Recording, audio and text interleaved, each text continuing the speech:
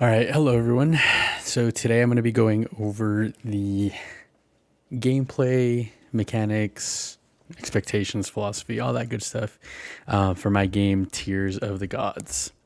So there's a lot of little things to cover, a lot of things on the cards, but the nice thing about this mod is it is going to include all of the cards that you will need for your deck building here.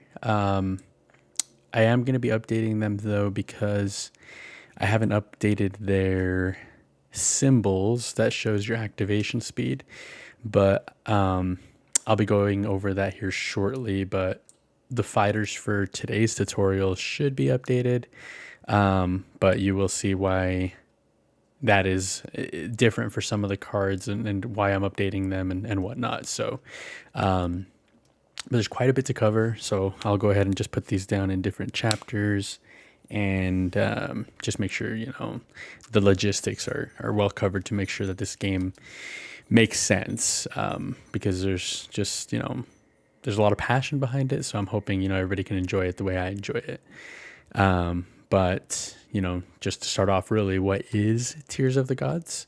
It is a 3 versus 3 duel fight combat, something like that, whichever suits how you want to classify this team versus team mechanic. I like to say it's a 3 versus 3 arena fighter, but if a duel just seems to make the most sense to you because that's just what inspires most of these things, so be it. Whatever makes you comfortable. It's just really because the goal of the game is you select your fighters. Actually, you know what? Let me copy and paste.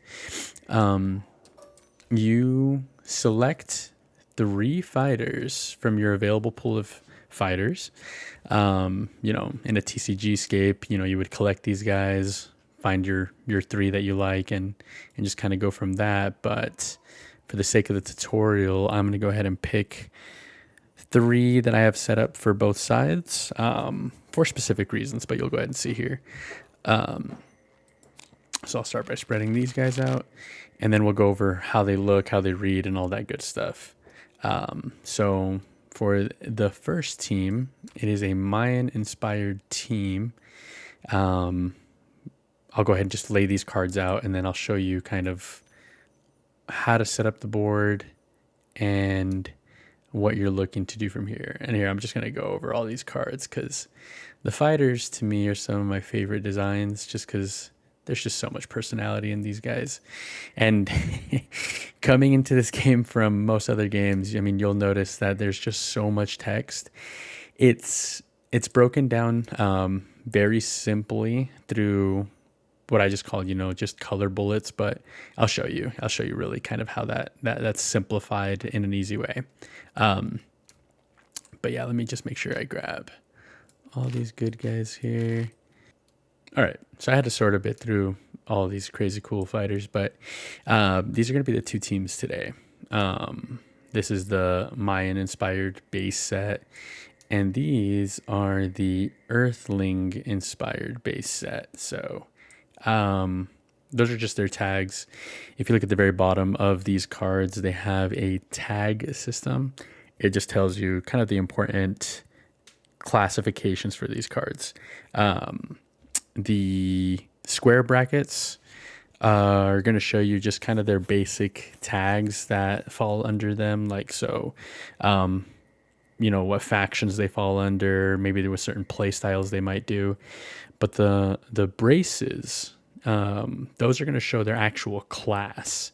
So there are cards that affect their class. There's cards that affect their brackets as well, but their class is a very distinct thing that tells you their play style more than anything.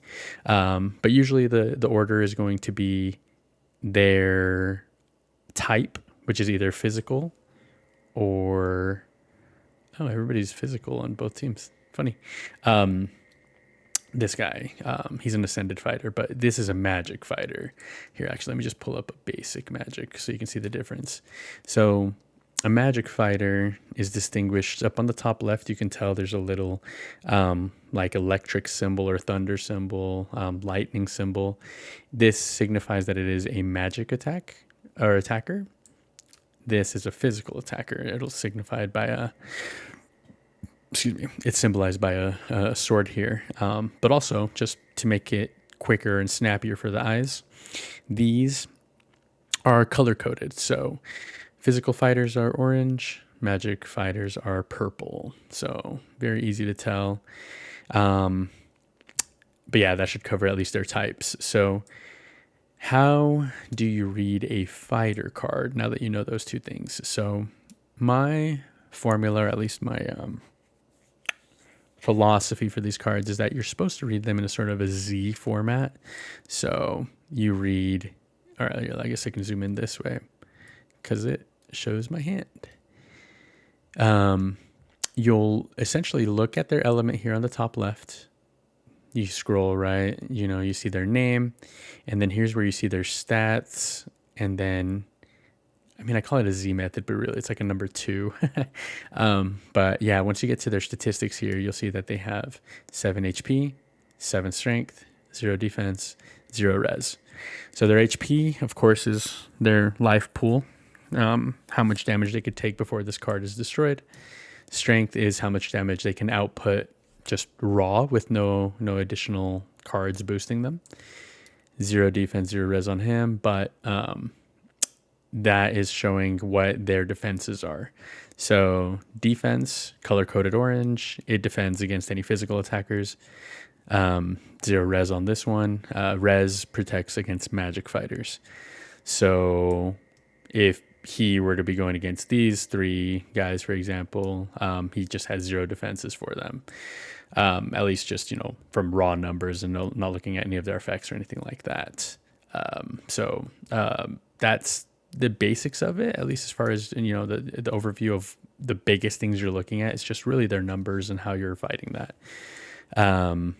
Moving on to the other parts of the card, though, let's look at just somebody like basic. So it's Ika, he's the main character of the game. Lore-wise, he is the main character and all that good stuff, but we'll just use him as an example. So if you look at the top left, those 2 symbols, they are telling you what stance the fighter is. And the card also will tell you here at the top box what they can do in that stance. So Ika, for example, in attack stance, he doesn't get any additional bonuses, any effects, nothing like that. So this stance is really just kind of his way of attacking, but he doesn't get any bonuses. If you flip the card over, then they become defense stance. So this is them in a more defensive format. I will say I did mess up on this Photoshop file here that I need to just update, but they have little arrows. If you notice on these guys, it tells you what that stance modifier is doing. So let's look at Zacheo's, for example. Her attack stance, she has a reduced defense stat here. So what that means is on her, if you flip her, this specific statistic will go up just like that. So I'll make sure Ika is updated, but really he just, I guess his defense stance isn't updated. So it's a good way to just kind of tell, especially as an opponent or you yourself,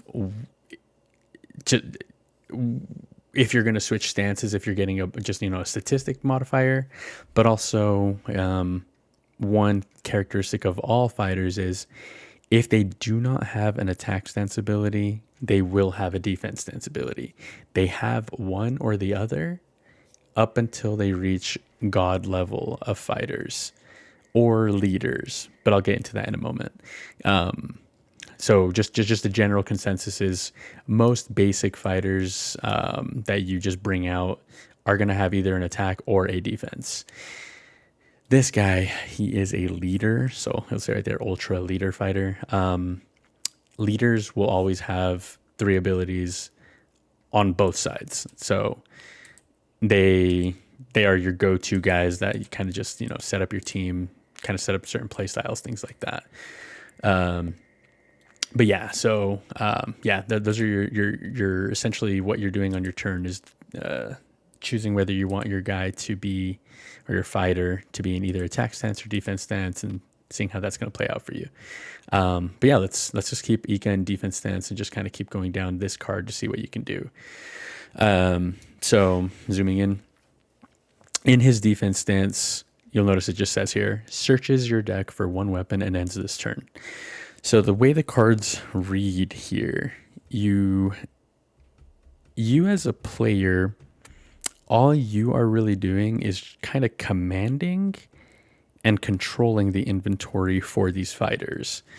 At least just from the wording of the cards. The cards really are telling you what they will do for you in the arena, just to kind of help with targeting and things like that. You'll see as we play the fight, what that means and why they're worded this way. But for example, the easiest way I just say to read my cards is over time, you'll numb to it, but you'll read their name followed by what their effect is. So like, for example, Ika searches your deck for one weapon and ends this turn. That's his defense stance ability. Their main ability, signified by the red middle box there, you could just say Ika disarms own weapon to block one direct attack, and so on and so forth. But what I will say is, outside of their stances, the ability and the passive box are static across stances. So flipping them, you'll notice that those two boxes will stay static on every card. This guy too. Their stances are what change. So what this means really is just their ability is something that they can activate at any time if possible, regardless of their stance. And their passive is just something that they trigger just by existing in the arena. Of course, they'll have certain modifiers, like Ika's is if on the same row with Zacheos, so these two have to be together, she gets +1 strength if she's on the same row. He gets +1 defense and res. So, there's a lot of cards that have little things like that. You'll notice you just want to kind of keep them together to at least give these guys a passive bonus at the beginning, and build your team around that if you want to. I mean, it's a little flavor, a little bonus. But yeah, that's essentially at least what's going to cover from these main things to read. Now, what you'll notice, at least as far as the color-coded bullet points, these are my way of showing you a snappy way to see what you can do at any given time. So if it is Ika's turn, and let's say he's in defense stance, the black circles tell you have to do those on their turn. So if it is Ika's turn and he's acting, he can, and again, if he's in defense stance, he can search for one weapon in his deck, but that will end his turn, unfortunately. So if you do that effect, you might want to save that for the very end before passing the turn. But if you look at his main ability, the red circle with the up and down arrows, that red circle is saying that on any player's turn, you can activate this effect. Should you need to, or if your timing is right, you don't want to just burn your effects for no reason. But he's disarming to block a direct attack. A direct attack in this case meaning an attack towards Ika himself, because in this game, you as a player, since you don't have your own HP pool, you're not an entity other than a commander. They're never attacking you directly. You are just the way you win this game is the first player to eliminate the other team completely wins. So this 3 wants to defeat these 3. As soon as you do that, you win. What I have been doing is just setting time limits as well. Sometimes, stalls, things like that can kind of ruin games. So it's really the first to take out the most fighters, let's say maybe in 20, 30 minutes. 20 minutes has been the sweet spot, but sometimes it could drag a little bit if people like to drag it. I have seen that. It is just, one of the things the card games can possibly do, but when people are not tracking, it's very easy to hit like a sweet 15-20 minute game that just feels kind of like a good back and forth fighting game. It's, again, you'll see it through our little tutorial here, but yeah, so going back to this part here, let me see.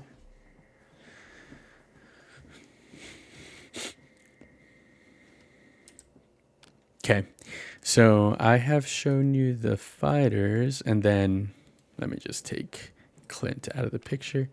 Now, the reason I have these guys down here is just for the next part of kind of big things about the game. So something you may have noticed on Ika is that he actually has two abilities. Outside of the disarm, he also has on his turn, after his own armed strike, he ascends to Ika Awoken and heals 2 HP. So this is this game's form of, upgrading your card in real time. Now, the cool thing is you do not draw these cards. You do not draw any of these cards, actually. You start with your fighters on the table. And I'll show you how that works, both for like a beginner player and someone a little bit more advanced. There's two real kind of methods as to how you start the game. But I'll show you. But digressing, your deck will essentially have, or your extra deck that you just carry with you through the arena is going to be the ascensions that you have where your characters can evolve into or ascend into in this game. So in this Mayan deck, Ika in this one can evolve or ascend into Ika Awoken, and it says it here on this card. And then Ika Awoken can also go into Ika Corrupt down this path. Cool part about this guy is he goes from a just physical fighter to another physical fighter. And if he goes from here to here after attacking 4 times, you have to activate it, of course. So you attack 4 times, track of it. You can keep track of it however you're used to. I have put some dice here on the side just to kind of help out with little things like blue for ascensions. But yeah, let's say you strike, which is just the definition I have used for landing an attack. So you attack somebody, you attack and successfully connect 4 times. You have now unlocked his ability to ascend. You can just hold a token here just to say, it's available. And then once it's his turn and you're able to do that, boom, ascend. He now brings this guy out. Once you ascend them, they do go to the wastes, which is your discard pile after things have been destroyed, disarmed, milled from your deck, things like that, which serves another purpose, but you'll see later. But yeah, they don't stack on top of each other. You just bring out the new guy, do their passives. So like he's going to heal 2 HP. He'll heal 3 HP from that ascension. Just kind of keep going up. They, of course, get new base HPs, so they can only heal up to so much. You can't over heal, at least not from these own effects. But yeah, that is the ascension system. Everybody has kind of their own little triggers. For example, Antonio here, if you look at his passive says ascends to Tiburon and heals plus 2 HP if own turn starts in defense stance. So if you put him into defense stance, and as soon as his turn starts and he's like this, he immediately ascends to him. I'll show you kind of how that can be important and your timing can differ and why that can be a big thing. But everybody has their own little unique way of ascending and it's your choice on how to work that into your systems there. But yeah, without further ado, that should cover most things as far as fighters go. And yeah, we can just go ahead and start working towards setting up the arena. So as far as for a basic entry into the game, how that goes, you will essentially show each other who your 3 fighters are in a lineup. And then once you have shown each other, here we just turn these guys just to kind of show what it would be like for the enemy team, because then you could see what the main setup looks like here. So we'll just put extra deck. Actually, we'll just put extra deck here and here. Okay. So you show who your team is. They share who their team is. Now, again, for beginners, this is just kind of more of like the respectful arena entry, something like that, like lore wise, what you can picture. These guys are coming into the arena and going, all right, so this is who we're going against. Now, to set up the board, the actual game arena is a 2-to-1 row system. So you will place 2 fighters in the front row and then 1 in the back. This other team will then again do the same exact thing. 2 in the front, 1 in the back. One thing you could do is just really kind of maybe, I mean, like I said, for beginners, you could do 1, 1, 1, 1 until the game actually starts. So like, for example, I say, okay, I will put Ika in the front row. And then they go and say, all right, to answer that, I will put Danny in the front row as well.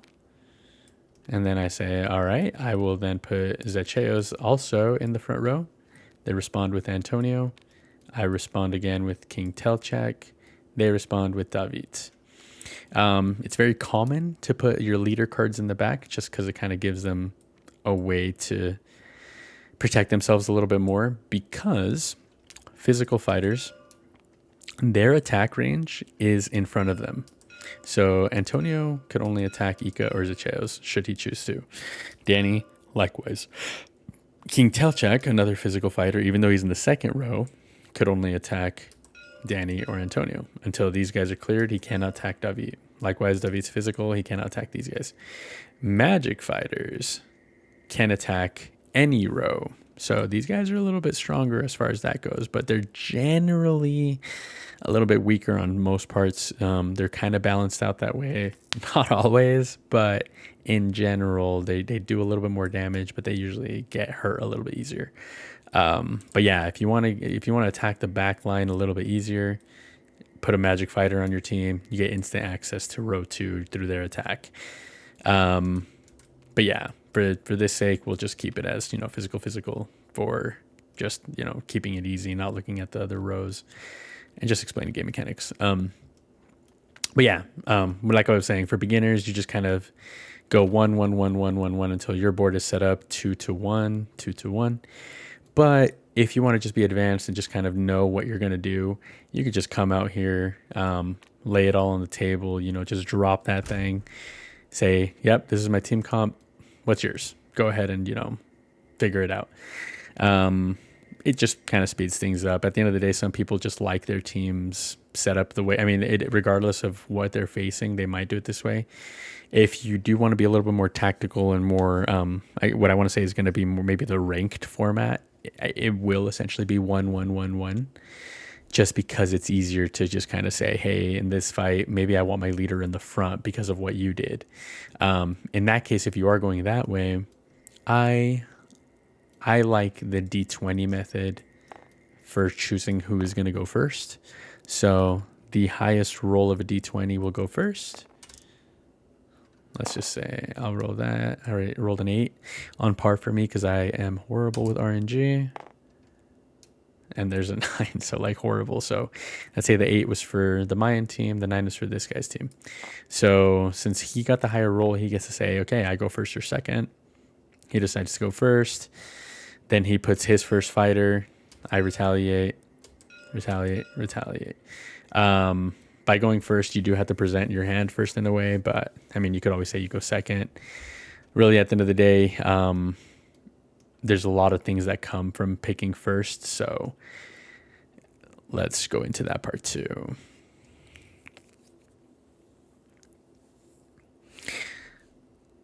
Now, since you decided that you're going to go first and you put your fighter down first or presented your hand first, this is where... Oh, here, how can I say this part better too? It's kind of like a best practice. So you don't show your team quite yet. You just kind of agree who you're going to be going against, who your opponent is. You want to roll first. You just kind of want to show who is going to be the highest roll first out of both of you, just to kind of set up the who's going to be showing their fighters first, because it just makes things a lot easier. So like let's just do this part real quick. So for the Mayan team, all right, 19. For the Earthling team, 14. Okay, so the Mayan fighter or player gets to choose first. Let's say they say, okay, I will go first. So by them going first, they show their fighter first, and then the Earthling team can then respond to that and then show their fighters, all that good stuff. Once everything's set up, then because this player has set up their team first, they are also going first. Of course, everything is first with them. So then they go ahead and select their cards and go from there. So I'll go ahead and start going over the turn order and really kind of how that part works, the phases, the sequences, all that good stuff. But let's go ahead and start looking at these other cards too, because there's quite a bit of cards. We'll go over them very quickly, but I just kind of want to get into the meaty part of the game, because this is the part that gets kind of crazy. So we'll start from right to left, just because we already covered fighters and they get more intricate kind of as they move along. So divinations. These cards are your god cards for the game. You could only have one. So, it's hard. A lot of people like to say in card games, if you can only run one of it, there's not really too much use in it because you're losing consistency and all that good stuff. At the end of the day, this is your game of chicken in my game. So let's go ahead and just look at a couple of these so you can see. Oh, here again, it's easier probably just to separate these or copy and paste. So for example, you have a smite. Deal 4 damage to one target. As I was saying earlier, I didn't update these symbols. I like the bold symbols a lot better. So like that little red circle with the 2 lines, it just looks a lot better. Like on this card, you can see on Ika, it stands out. It's very easy to tell. They will be getting updated, but for the sake of this video, we'll just keep the older icons. But yeah, deal 4 damage to one target. The red circle tells you, again, you can do this on any player's turn. And the other effect that is innate to all these guys. And here, actually, let me cover that for all these guys really quick. So all of your deck cards, again, you don't draw your fighters or their ascensions. Those are just something that you carry with. They're your bound partners, right? You just bring those to your game and just choose who you want to be with.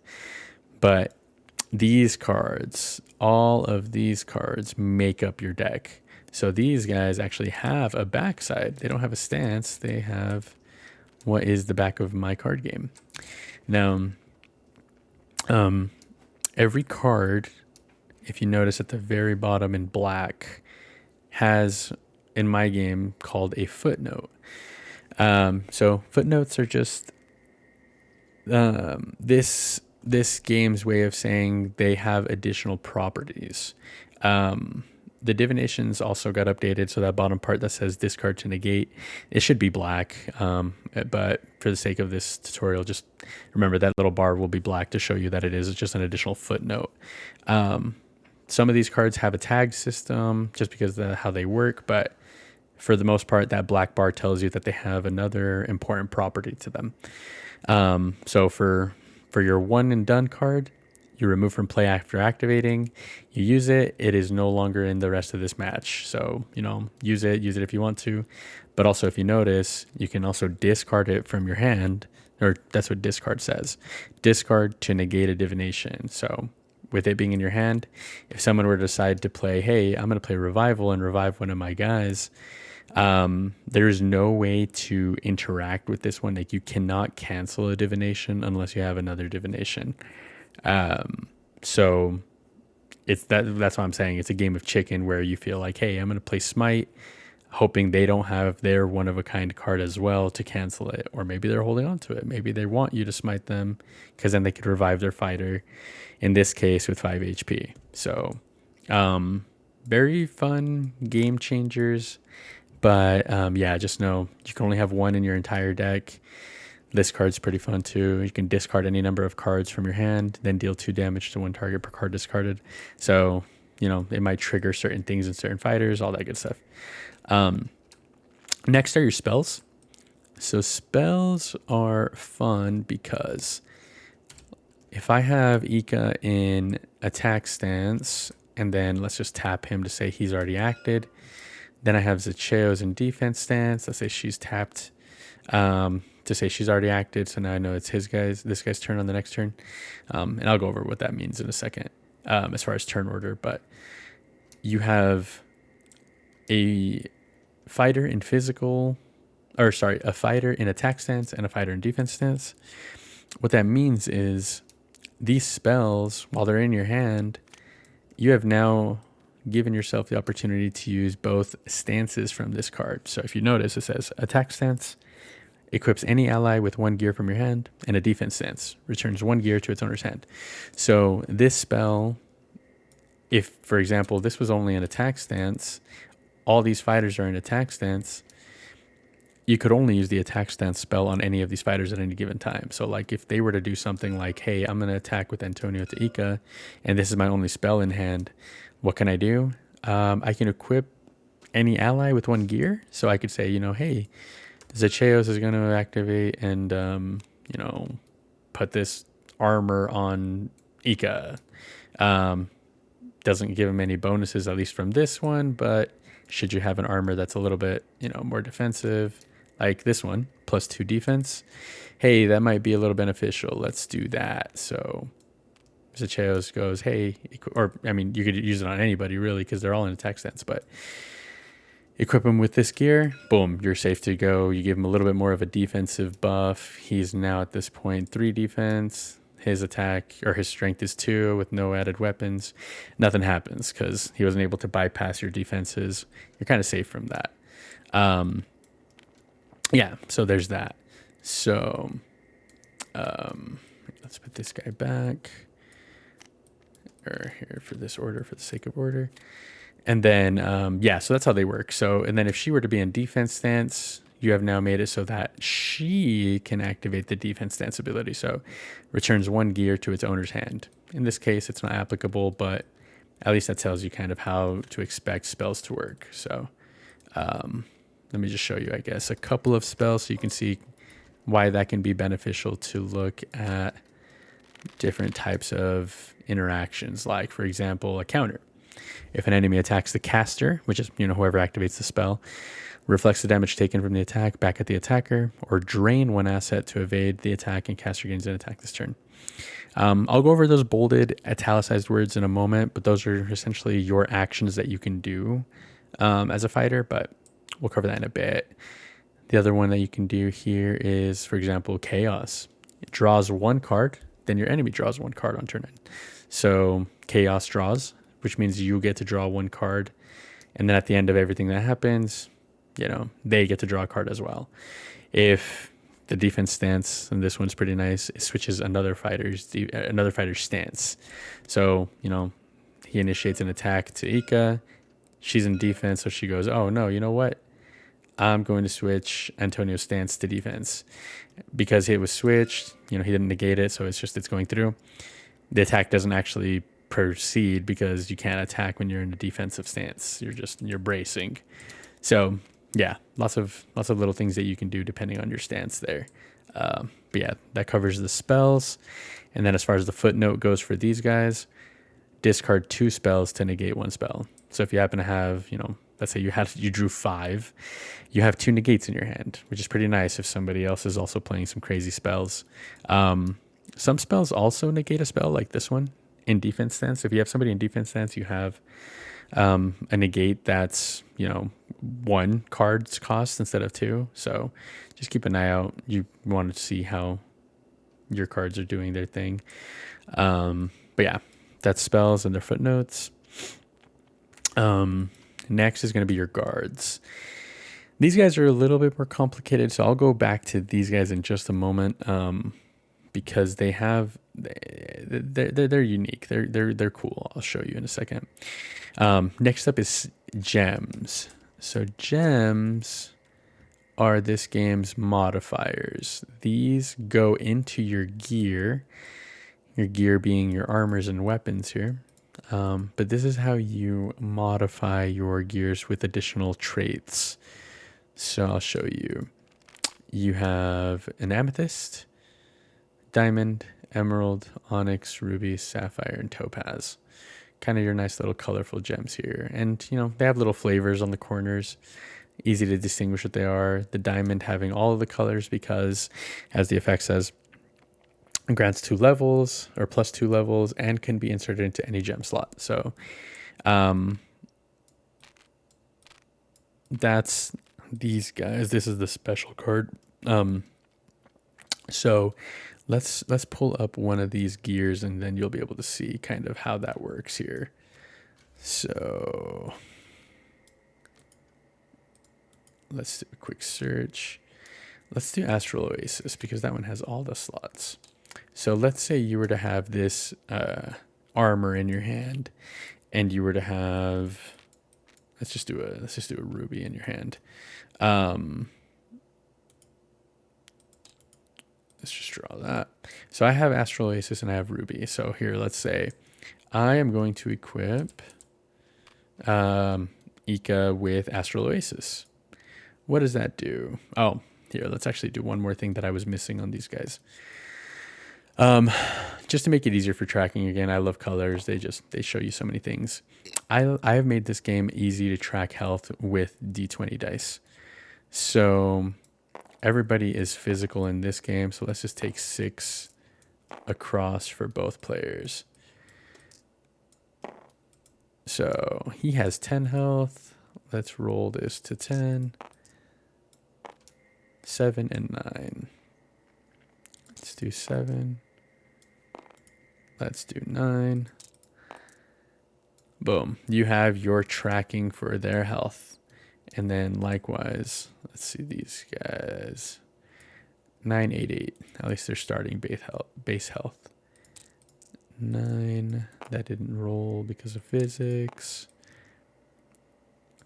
9, 8, 8. Okay. Now, I equip Eco with Astral Oasis. What does this do? It grants wielder plus 2 additional HP and heals them plus 2 HP on equip. If removed, reset wielder's HP and any overhealing remains. So just real quick to cover this gear, since I'm going to cover gear anyway, there's a couple of ways to read this. If you look at the top right, if that number is an actual number, it is going to be a durability gear because it tells you what it starts off as. So this is a level 2 durability gear. So what does that mean? It can take 2 hits before it's destroyed. Another thing it means actually is that durability on this card is this card's asset. We'll cover that more in a moment, but every card is going to have its own assets. This one uses durability, and this card, for example, says energy. This card, for example, says spirit, right? Level 2 spirit guard, level 2 energy gear, armor, level 2 or level 3 energy gear, weapon. That's kind of how you can tell what their asset is and how they build and accumulate their assets. So durability starts off with its full assets. So this one comes with 2. That, in a sense, is what you can say is your energy or your mana or whatever your additional costs are. Because certain fighters, let's see here, if I have somebody who does a drain. Drain is your way of using assets. Yeah, Ika Awoken gives you that. So if you look at his main ability, once per cycle on any player's turn, that red circle drains 1 asset to block 1 direct attack.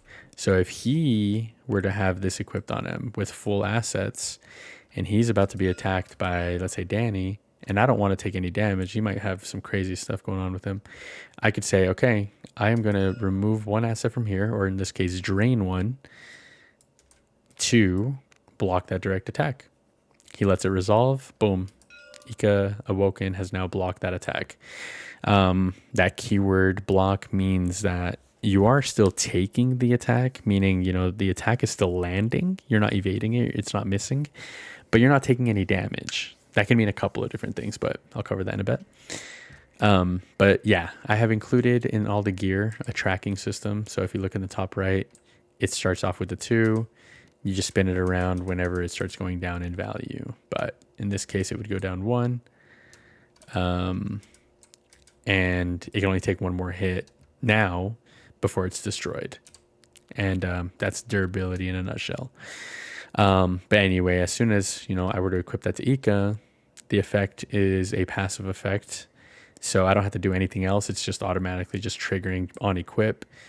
He has 9 health now. So should this be removed, the parentheses tell you that if it's removed, it resets his base HP is now 7 again. But the overhealing has stayed, so he'll stay at 9. This armor is very nice to be able to get some additional healing. But again, I have a Ruby card, right? This, if you've noticed, let me actually get a little drink of water.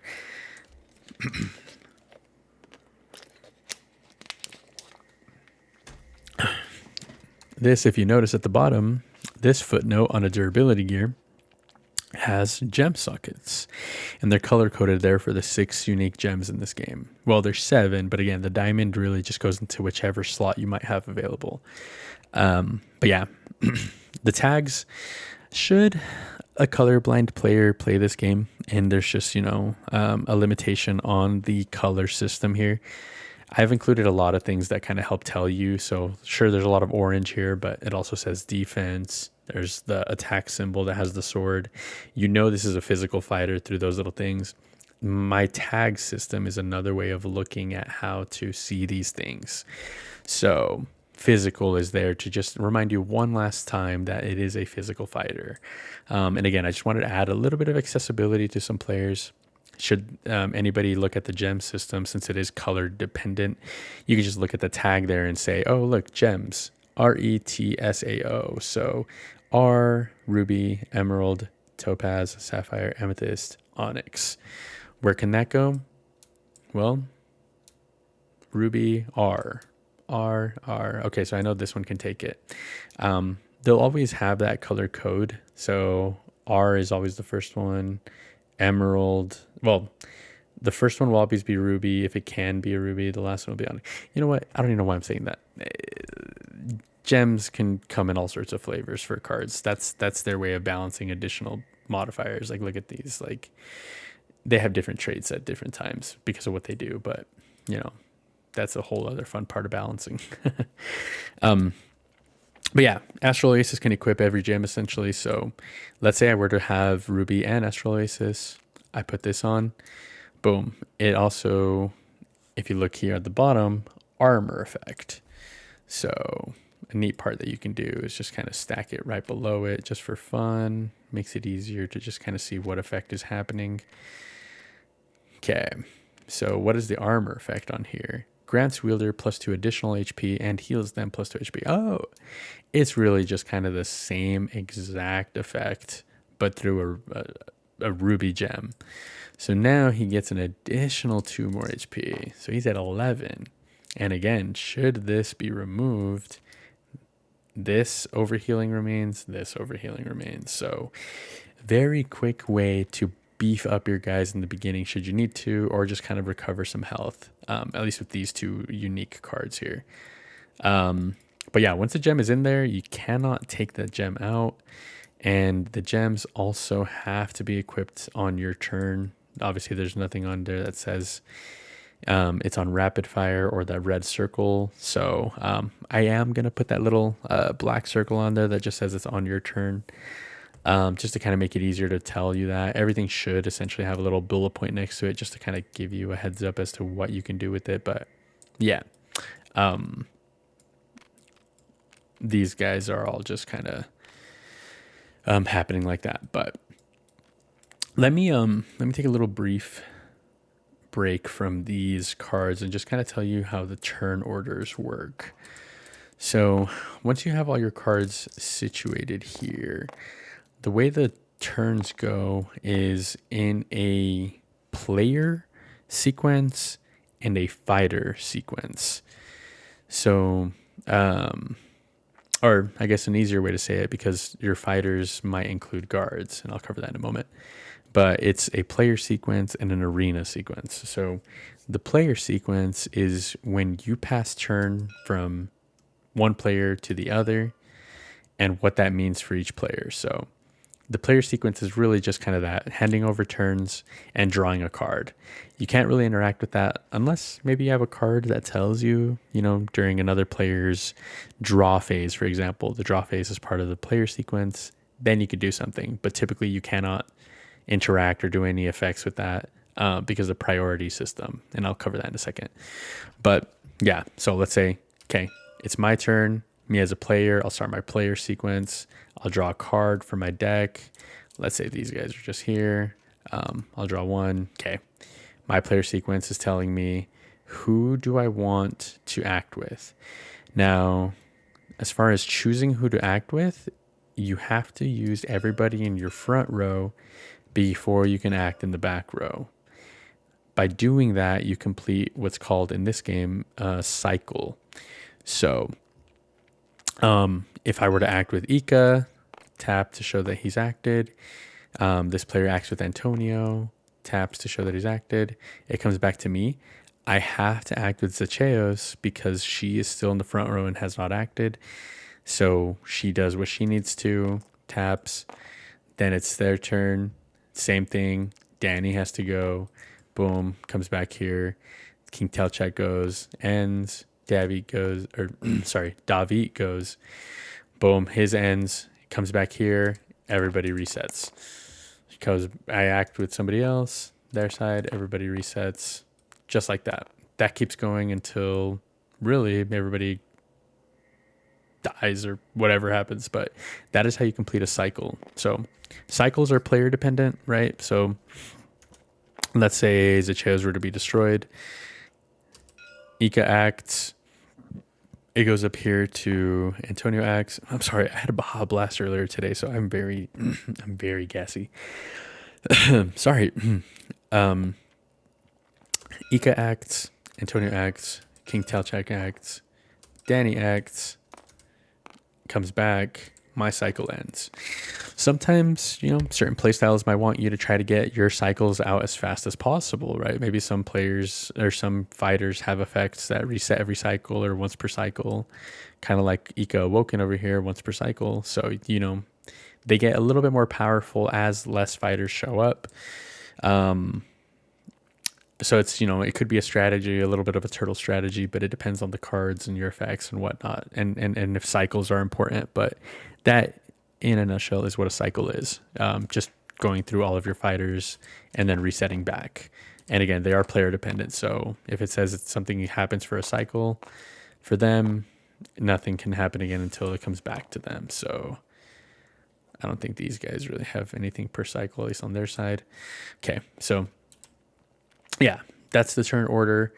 Now, as far as the turn order, once you distinguish, so like, let's say I say, hey, there's actually two ways to tell how you can tell somebody who you're acting with and whose turn it is.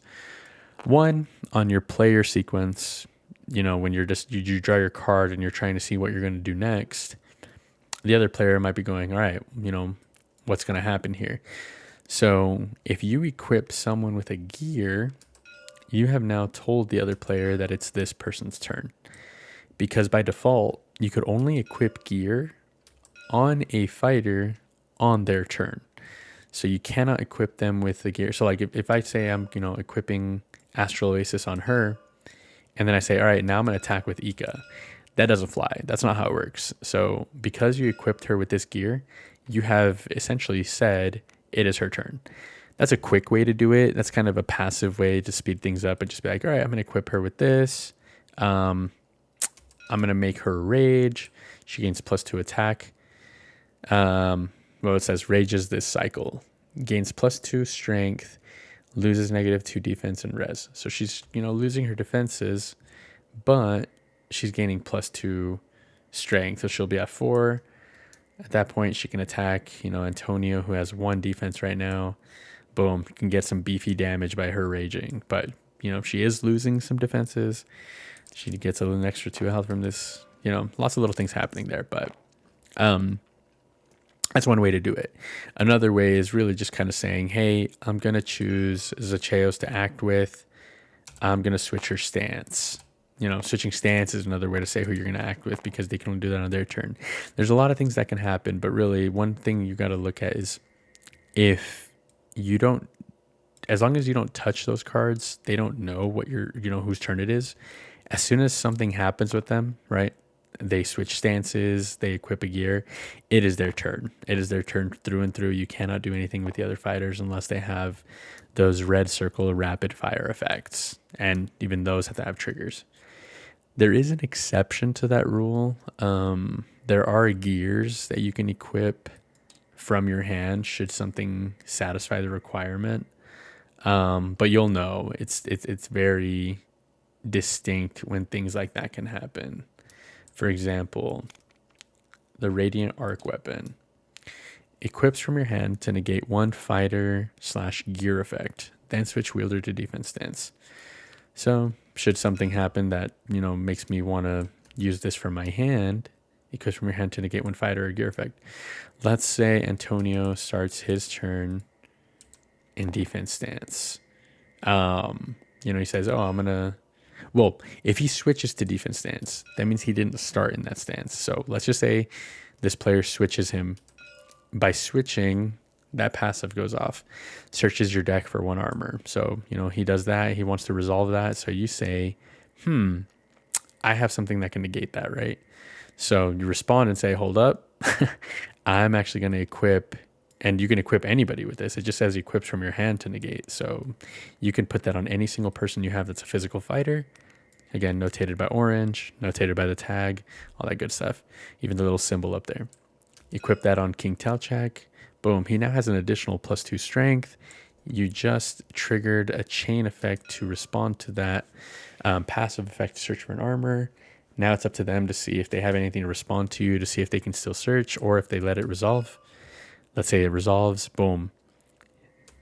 Antonio doesn't get to search.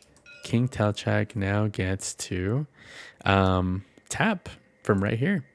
So he is now in defense stance. So what does that do?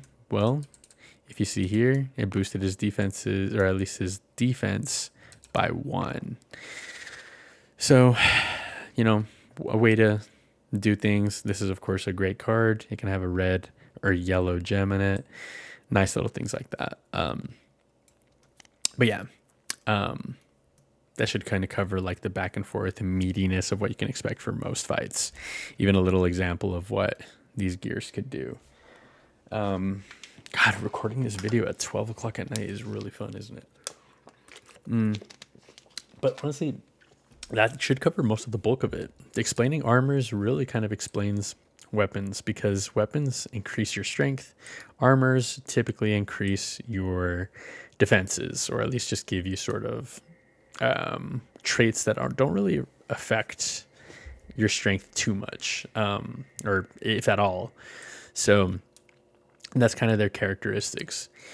Now let's go over what that means as far as for your fighters, because the reason they are laid out like this as well is because of what the gears do for them.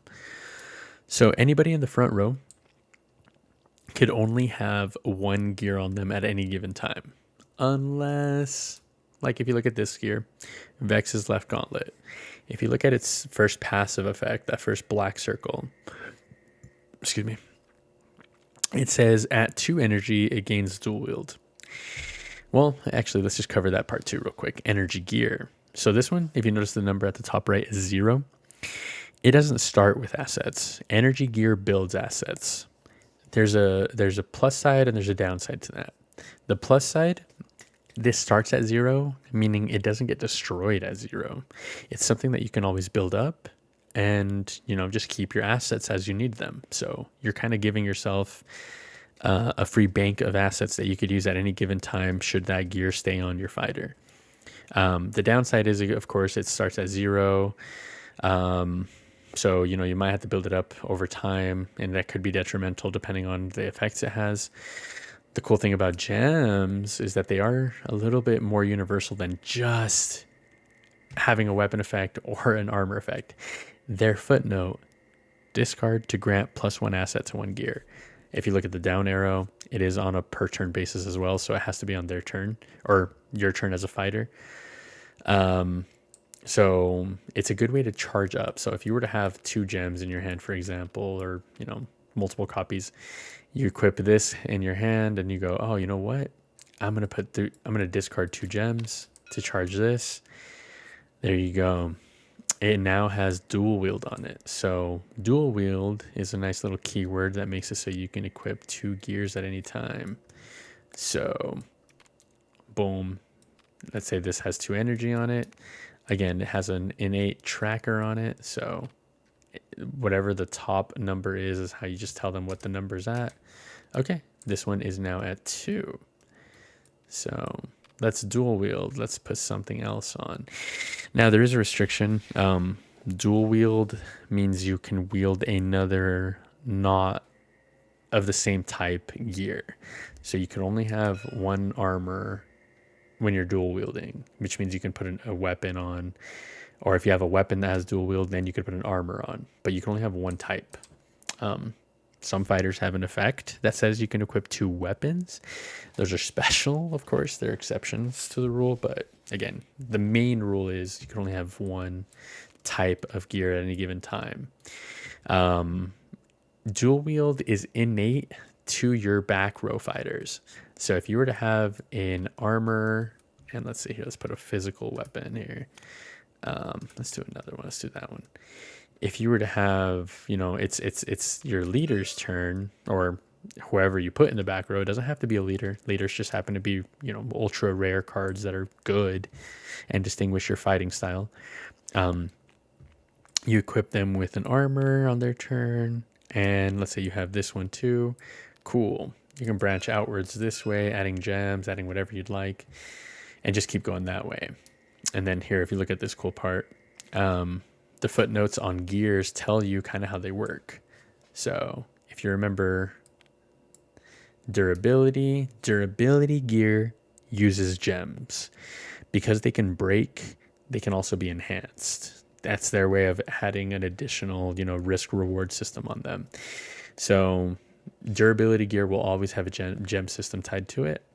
Energy gear has a how do you charge it mechanic as their footnote. So how does this armor work? Gains +1 energy by enduring a strike. So as long as this armor is equipped while this fighter endures a strike, this will gain 1 charge. So Antonio attacks King Telchak. Boom. This just got 1 energy after the attack resolves. That just happens like that. That's how you do it naturally. This weapon, it's an energy weapon, gains +1 energy by striking. So that means I have to attack, and the attack has to land. So remember, like I said earlier, the block means the attack still connects. So this still gets charged because it's a strike. The attack connects. It is confirmed as a strike. Boom, this has an energy. So if the attack were to miss, or if they were to evade it, the attack doesn't connect, the attack doesn't get classified as a strike. It's now considered, a missed attack or an evaded attack. This doesn't get its charge. So a lot of things to consider when you're doing evades or blocks, because should he have had a durability weapon, and let's say it has 1 durability left, and you can block it or just straight up take the hit, that 1 durability weapon is now going to be destroyed on after that attack connects. So again, adds another layer of strategy, adds another layer of what you want to do, what you want to connect, other things like that. So but yeah, that should cover really your main things on gears. Orange gears are going to be your physical weapons. Purple gears are going to be your magic weapons. And so these could only be equipped on those fighter types. So none of the fighters in this arena can equip any of these magic gears, all 31 of them. Gray gears here, these are your neutrals. So anybody can equip these. They're generally a little bit more simplistic. They don't really have a lot going for them. Sometimes they do. There's some rare ones that, like this one, you know, on a warrior class, gains an additional +1 strength. This is a warrior, that's a defender, that's a warrior. These two would definitely benefit from that gear, especially since it's neutral coloring. And if I would have had a magic fighter here, it just kind of secures being able to equip that weapon on anybody. So it's up to you kind of how you build your weapons, of course. But if you run all physicals, it's probably 9 out of 10 times better just to equip all physical gear, because they're going to be a little bit more powerful than your basic generic cards of weapons. The funny one, I mean, this card is called Better Than Nothing. It's flavor text. This dagger was looted right before the sorcerer was able to activate its runes. It still looks powerful to the unaware enemy, though. +1 strength. You can maybe modify it with another gem, a red gem, to make it stronger, so it is possible. But yeah, just nice, neat little things. The last card I will cover here before we get into a little fun game here is guards. Now, guards is this game's way of simulating other basic normal card games. So how do guards work? So guards have to be summoned in an open fighter slot. So let's say Zacheos was not here and I'm running just guards in my deck of cards. Let's just draw all 5, you know, let's see what this means for me. And let's say I were to have all these guards. Boom, boom, boom, boom. Okay. Their footnote tells you, 1, how to gain spirit. So they start at 0. It's kind of like energy. They had to build up their spirit somehow to be able to use their assets. They have HP on the right and 5, or they have their strength on the right as well. So they can tell you that they can attack. They don't have stances. So these are by default in an attack stance, or just, you know, an attacking stance, and they have spirit to be able to use their own effects, things like that. The cool part too is that they can also equip gear on them should they need it. But again, they do not have a defense stance. This is just a summonable creature that gives you both HP and strength to your, if you want to consider your overall HP pool that you have before your team loses, if everybody gets wiped out. But again, if you look at what they have in the bottom of their footnotes, it is their summon. So a red circle tells you it can be summoned on either turn. Arrow down circle tells you it has to be on your turn. But what does that mean? So to summon Elijah the Kalaka, you have to summon it on a fighter's turn. Oh, and I guess that's the other trait. So you as a player, again, as a commander, you're not summoning them. You're just controlling the inventory for your fighters. So the summons happen from these guys. So let's say it's Ika's turn. Or let's say it's my turn as the player. I go, okay, with Ika, because he's in my front row and he hasn't acted, I'm going to summon Elijah the Kalaka. How do I summon him? What's his cost? Okay, to summon on your turn, or on the fighter's turn, ally tributes 4 HP. So he has to lose 4 HP. Okay, wow. 4 HP for a guard? Why is that beneficial? Well, let's see. He can drain 1 spirit to block 1 attack. Okay, he could block an attack, not a direct attack, so he might be able to protect Ika. Plus I have another fighter out here. You know, maybe there's a way I can heal up and make myself a little better. Maybe I still have this in my hand. I can do something like that. Let's see what else he can do. On Elijah's turn, drains 2 spirit to protect another ally this cycle. So should he have 2 spirit, which he gains by enduring an attack, he can, protect somebody else and kind of help take the hit so that this person can survive. So you're kind of, losing health to summon them. Okay. Still seems like a protector more than anything. It's a physical attacker, so that 4 strength is going to target, this fighter's defense, stuff like that. If you notice, actually their colors their color on the top left is going to distinguish their typing. So physical, magic, and it just kind of blends that way. But let's keep going. What's the third effect? If summoned by Abby, it gains +1 spirit. If summoned by Abby. Okay, so this card in particular seems to want to be summoned by Abby through its main effects. Why is that?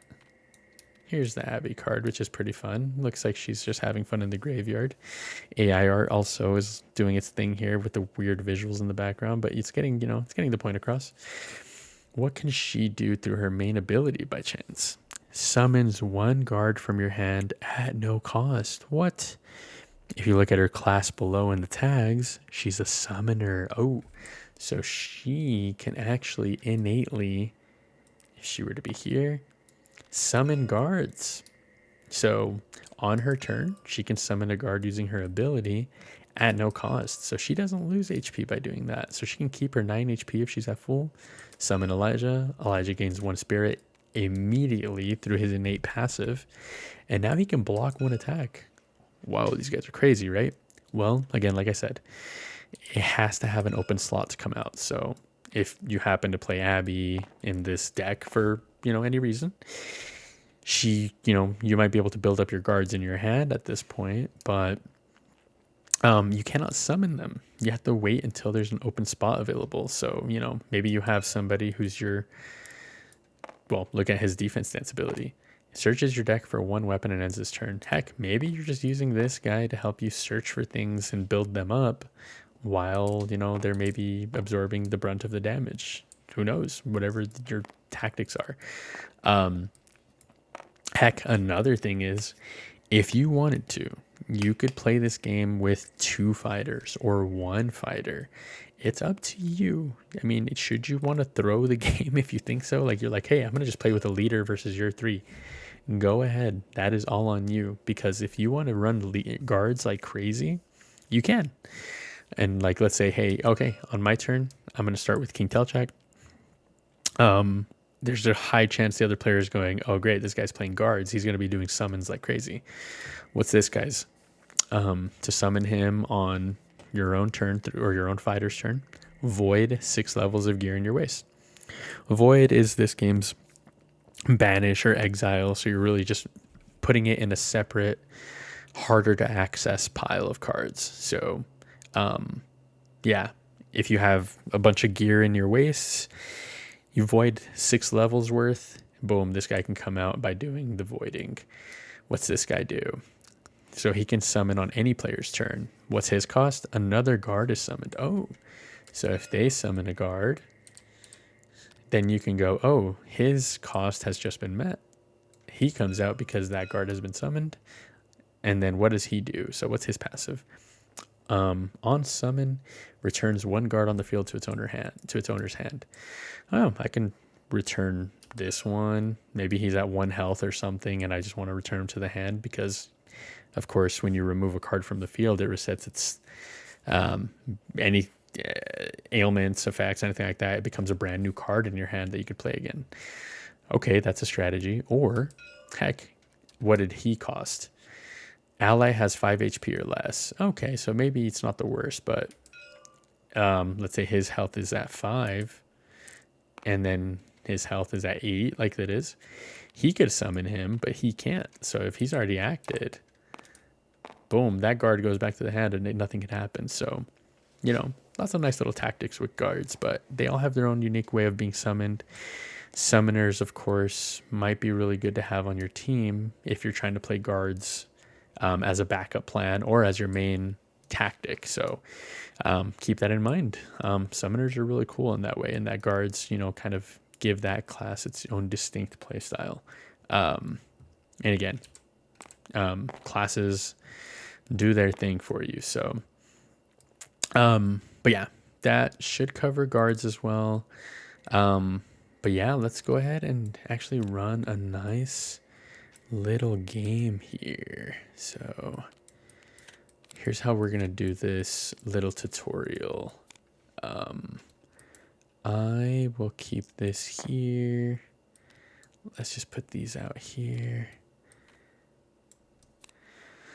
I'm going to just draw random cards, and we're going to do a quick 20 card deck for both players and just kind of see what combos we could do to really make this game pop off. And so you can see some of the cards that are available here on this game and what you could do with them, how you could ascend them, just kind of, get a feel for the game realistically as how that would actually play out. So, and again, here's the cool part. If you load up this mod, all of these cards are going to be available here to sift through. You can look through all the fighters. I'll be updating here after this video is posted, all of those symbols, and it should just make it easier to look at, because I mean, looking at those symbols from far away, it's just so easy to see what you could do at any given time. But yeah, let's just keep going this way.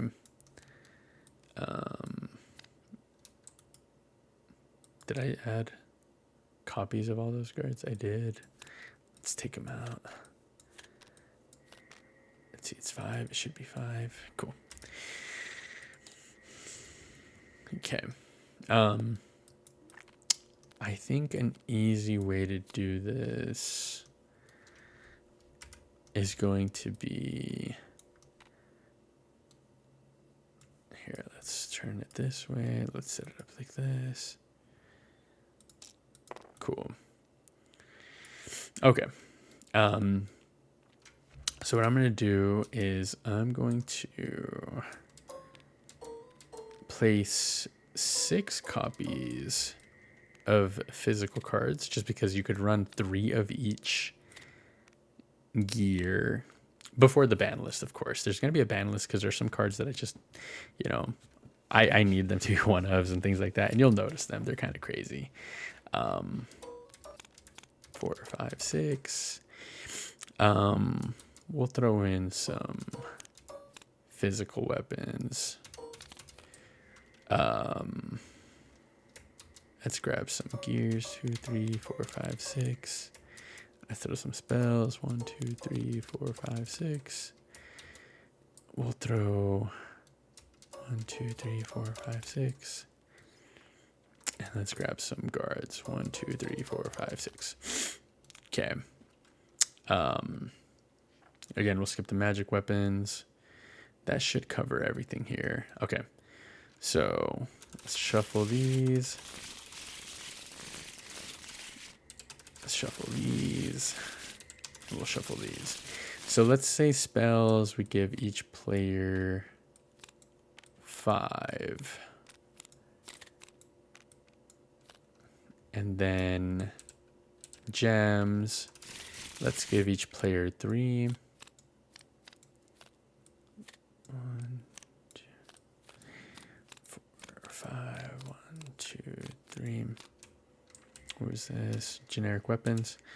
Let's give each player 2 generic weapons.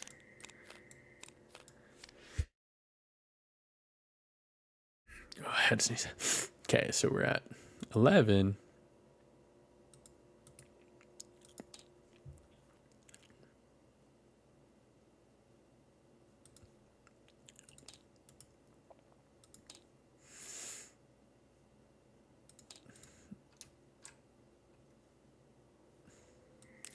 All right, this guy's missing a spell. Okay.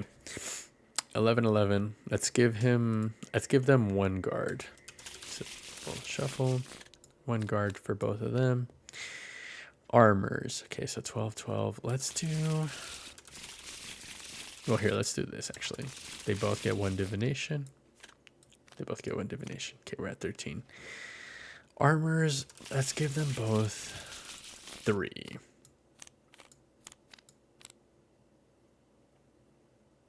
Yeah, because you're trying to win by destroying, so you don't need that many armors, at least, for the tutorial. Okay, shuffle, and then let's give them both 4 weapons. Okay, and let's just see how this goes. Okay, so we'll destroy these. I will choose this one to be the Mayan deck. And then we'll choose this one to be the Earthling deck. Okay, so here is the simulation as to what a game could look like. Okay, so let's get this one started. Actually, let me just take a quick check at some stuff here. Okay, we're doing good. Okay, perfect. All right. Cool. Let's do a quick game. Again, I'll probably just do a shortcut to this part of the tutorial, because then this way you could just see, hey, I don't want to talk about how the game works. I just want to see how the game works through somebody playing it, right? Because a lot of times you could learn it that way too, which is, you know, perfectly fair. How this lets you set up 2 people, right? Let's see.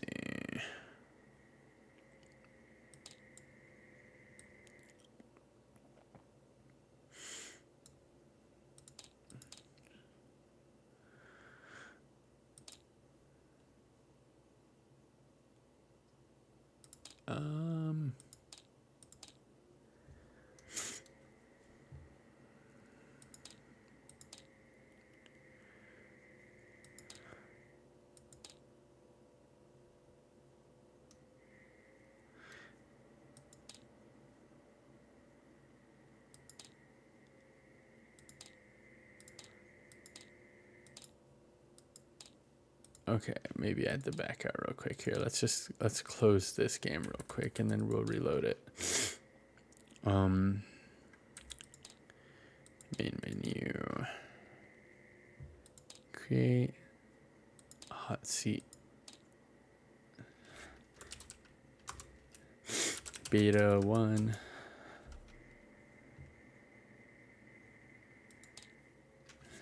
Beta 2. I'll go blue. Let's play draft.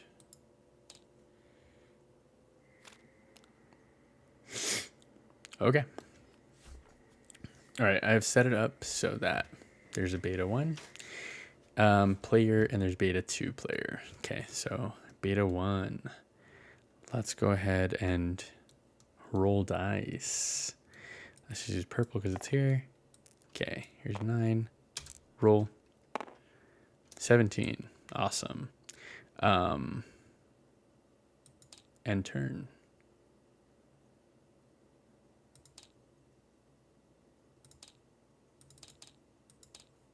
Does that work?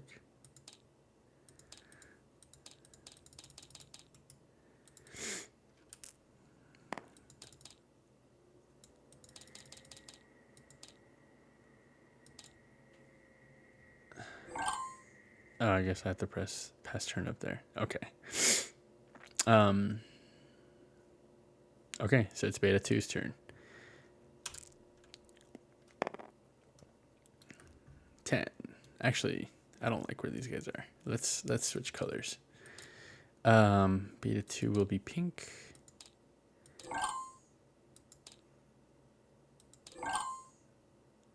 Beta 1 is white. Okay. Let's go back. Beta 1. Okay. Okay. All right, let's start all over now that I'm getting the bearings of Tabletop Simulator. Okay. Beta 1 is the Mayan deck's turn. Okay. What are you going to roll? 7. Okay. Passing it to beta 2. What do you roll? 18. Okay. So these guys, what do you want to go as? All right. You've been set up. You have your HP trackers. I'm kind of thinking I want to go first just to kind of set up a little bit better.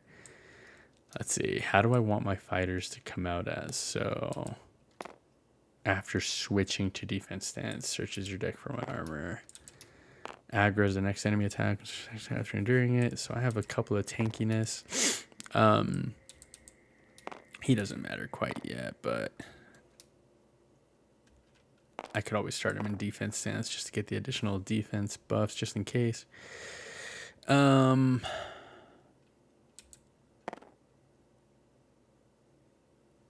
Let's do... I mean, I'll just start him in defense stance either way, regardless. Who cares?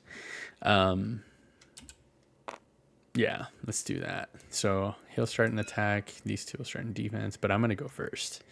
So, okay, let's both draw our hands. We both start with 5 to begin. All right.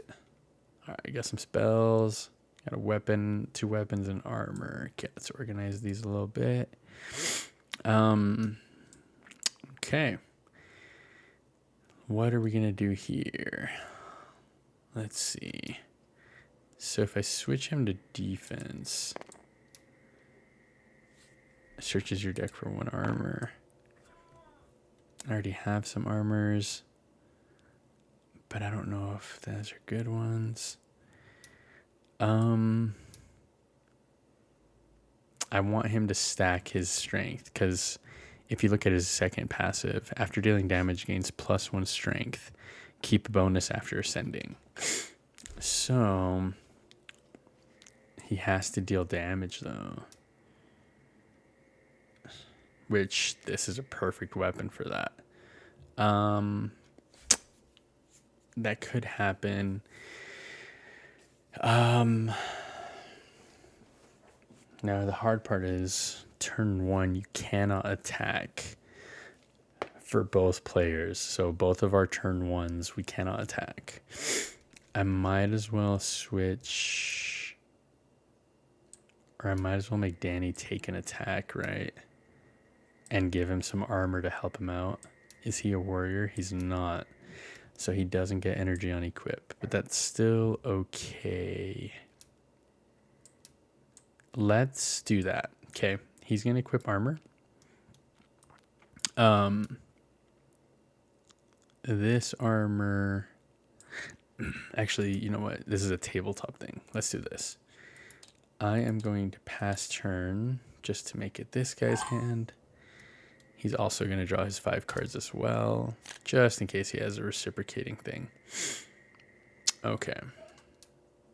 So what can this guy do? Okay, he doesn't have any quick effects, quick equips. Let's just organize these. He does have armor, but they're all on his turn. Increases the level of 1 gear and is on. Okay, so not really anything he can respond with right away. So yeah, let's go back to the other player's turn, who's first. And he should be good. Okay, so yeah, what I'm going to end up doing, he's equipping armor. Yeah, it's energy armor, so he is starting it at 0. It's not on a warrior. He's a defender, so it starts at 0 energy. I don't have any gems to charge it. So what I'm going to do now is I'm going to activate his defense stance ability. So activating on his turn, because of the black circle. He's going to aggro the next enemy attack and then switch to attack stance after enduring it. So the reason I want to do that is because it says after aggroing 2 attacks on his main ability, he can ascend to Duma. So yeah, let's do that.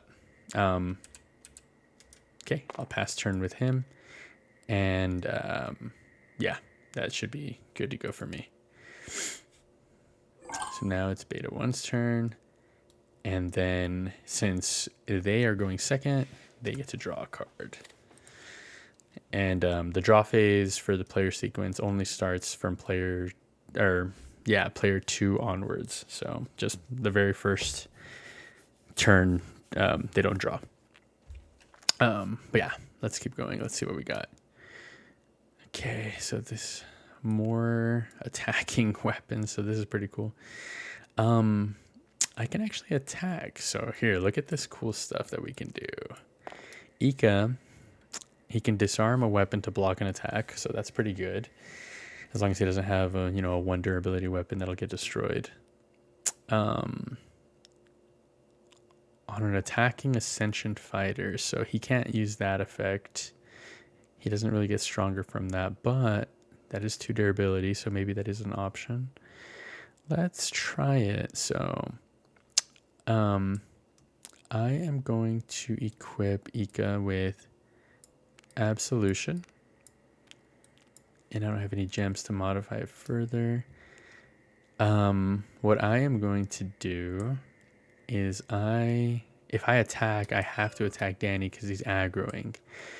And I'm okay with that, at least for now, for the sake of brevity. So with Ika, I'm going to attack Danny. Do you have any response? Let's find out. Okay, let's see here. Negates a spell. I don't have, yep, I do have some people in defense stance. So what can I do? Reduces one fighter's strength, -2, and deals 1 damage per spell activated this turn to any fighter that attacks the caster. I could do that to Ika to make his strength from 5 to 3, and then it won't go through because he's already at 3.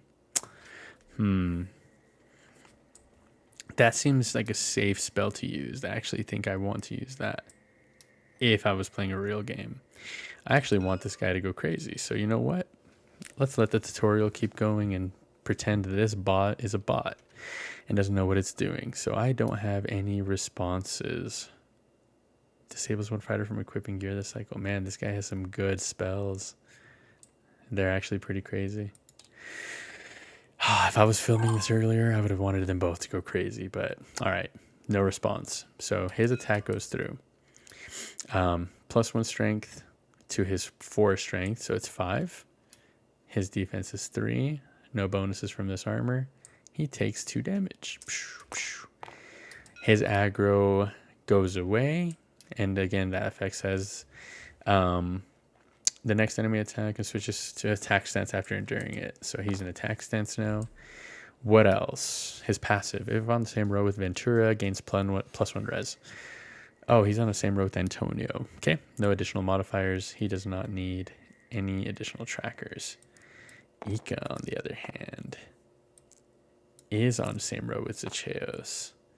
Let's give them some tokens. She gains +1 attack. He gains +1 defense and res. So cool. They have even more modifiers going on. Okay. This durability goes down 1. He, after own arm strike, I can ascend him because it's his turn. He did an arm strike. You know what? Let's do that. So I'm going to move this here. Or actually, yeah, I'm going to move that here. He, I guess in that order, ascends to Ika Awoken and heals +2 HP. Let's give him this. So that goes there. He is now Ika Awoken. His passive is gone. He does not gain any buffs. That was just to help Ika kind of stay in the game. All right. So then he heals 2 HP. He has 9. His max is 8. Okay, he goes to 8 instead. Couldn't heal the full 2. Cool. Since I just acted with him, I have gone to the next stage, which is, you know, you can only do 1 action per fighter. So since I've already attacked, I could only equip him with other things unless I want to use any spells. Increases the level of 1 gear by 1 or grant it +1 assets. I think I want to do that because I don't have gems. And I don't have a way to equip other people with gear. Let's do that. So I'm going to spell. Increases the level of 1 gear by 1 or grant it 1 asset. I want to give this 1 asset. Do you have a response, other guy?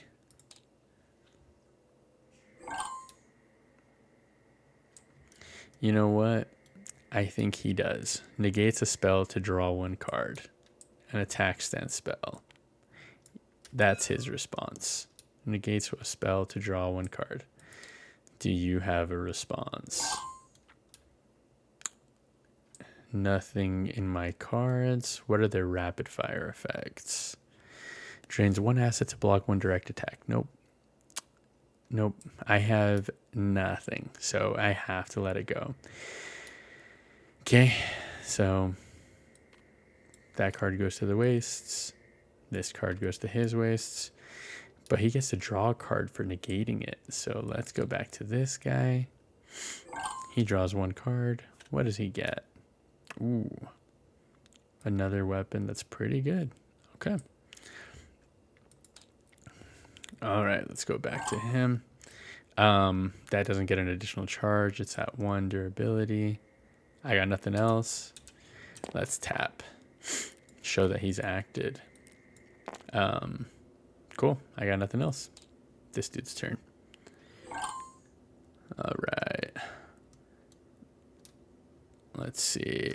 Draw for player sequence start.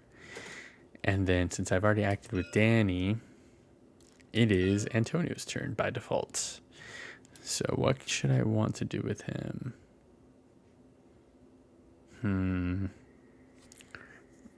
Draws 1 card by striking. If destroyed, discards 1 card. So since it doesn't say the enemy discards, it means I discard. So it's saying, you know, Charmed Gloves discards 1 card if destroyed. Or Charmed Gloves, if destroyed, discards 1 card. So you have to discard yourself because it's not saying the opponent does or the enemy does. It's saying discards, which means it's targeting yourself. That's how the words go here. So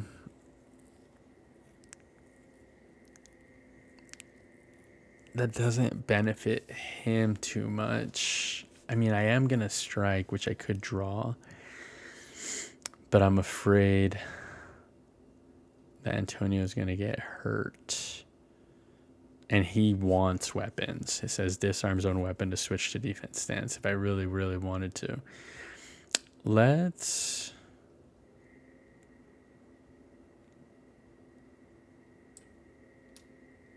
just give him the Neon Wraith. And it just gives him +1 strength per asset. So this is cool. It has 0 assets because it's energy, so it doesn't really have that strength right now. But at 2 strength, let's just attack. It doesn't go through any of these guys, huh? That's his passive. Gains +1 strength after dealing damage.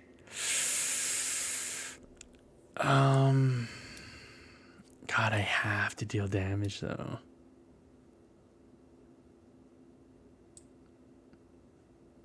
Man, maybe this weapon wasn't the best. Well, actually, hold on. This says it gains energy by striking, right? Let's just strike, you know? I'm gonna attack Zacheos. 2 strength, 2 defense. Nothing happens. It doesn't go through, but this gains 1 energy. So this goes up 1. And what can I use now with one of its effects? Drains 1 energy to deal 1 damage to 1 target. So I can drain it of 1 to deal 1 damage. Let's do it. Because why not? Drains 1 to... I'll target Zacheos. So she's now at 8. I just dealt damage with Antonio. Cool. Let's give him a bonus modifier. Here, we'll take Zacheos. No, wait. She is on the same row with Ika. So she keeps that strength, actually. Oh, look at her. Okay. Okay. Let's just give that to Antonio. All right. He has an extra +1 strength now. Awesome. We'll call it on that one. I don't have anything else to work with. This armor should technically go up 1 as well because he endured an attack. He got attacked by this guy, so he has 1. Cool. All right, let's pass turn. All right, draw for player sequence start. It's a spell. Cool. Zacheo's turn. What does she do? She can rage, she can protect, and she has an extra strength, so she's at 3 strength. I can make it 5 if I make her rage, but she'll be a little bit weaker. I can also get her some stuff here.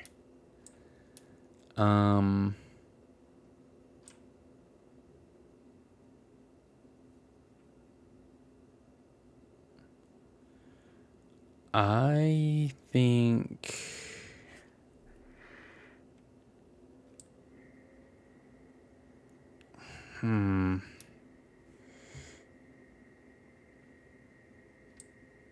that's a crazy one. I have to get it to 1 though, so that's hard.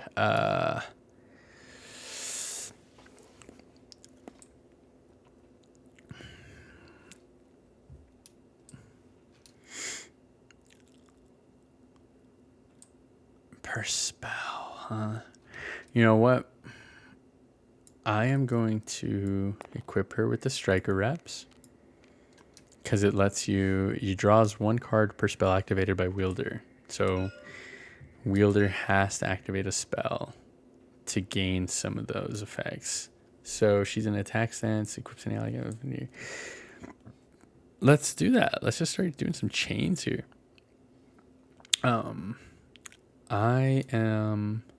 Let's just see if this guy can respond. Negates or disables 1 gear's effects. Oh man, that would be so perfect to do it on that for this turn. Maybe I can use that as a response. No, you know what? Let's just go off. Let's see what happens. Okay, so she has effectively 5 strength right now.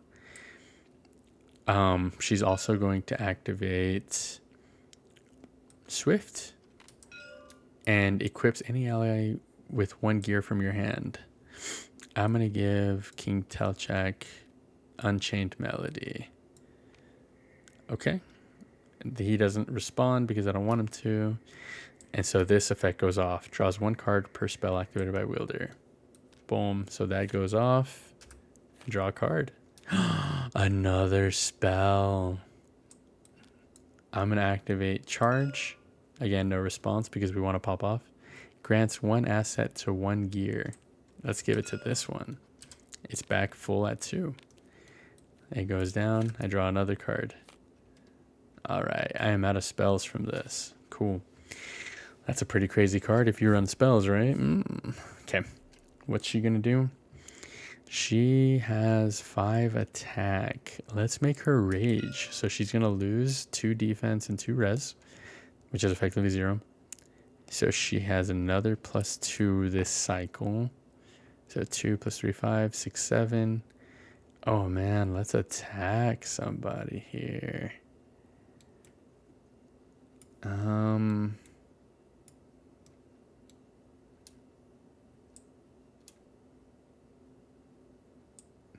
Wait, was Danny at 8? Did he take damage? I don't remember. I was tired.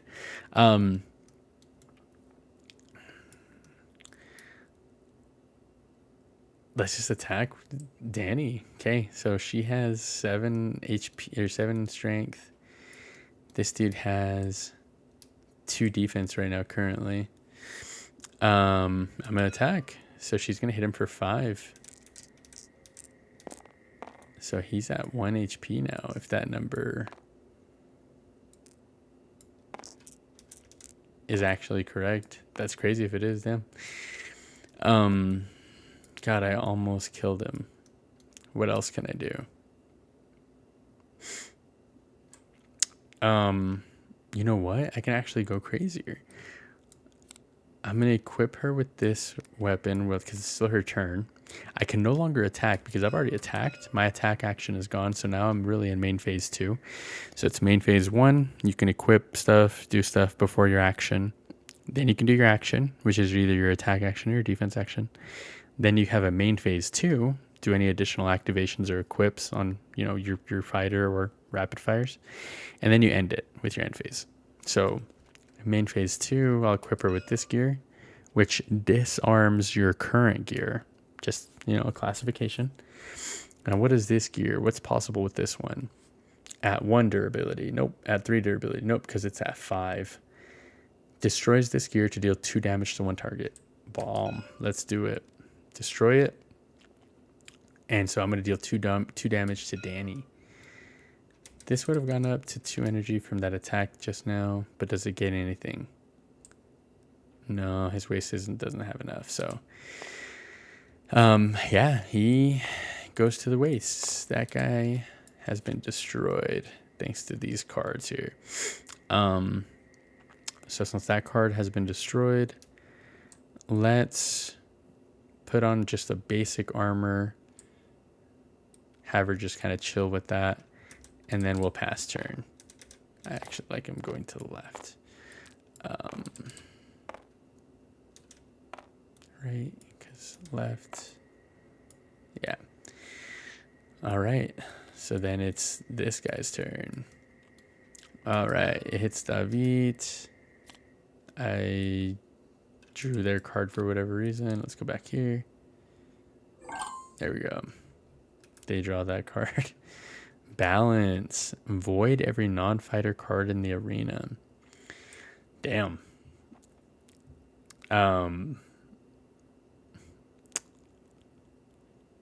That's pretty good. This guy's kind of set up. Let's do it.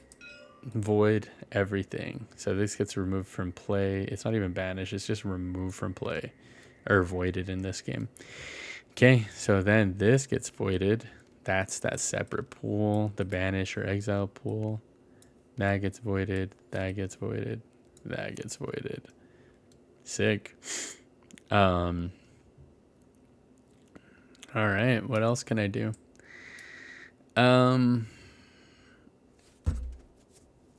He doesn't really have anything here. I do want to start attacking because I'm now in a negative position. I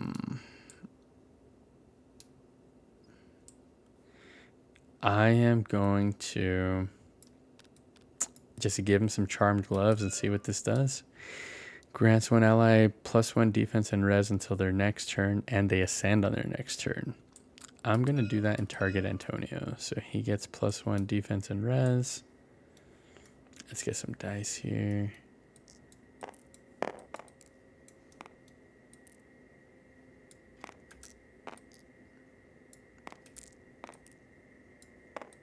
All right. So he essentially has these modifiers going for him. Cool. I'll just use this space for now. Okay, so his attack stance ability is going to make him ascend on his next turn should he need to.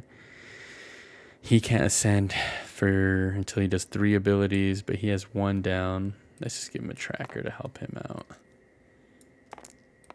These guys are cool because they all ascend into some crazy things.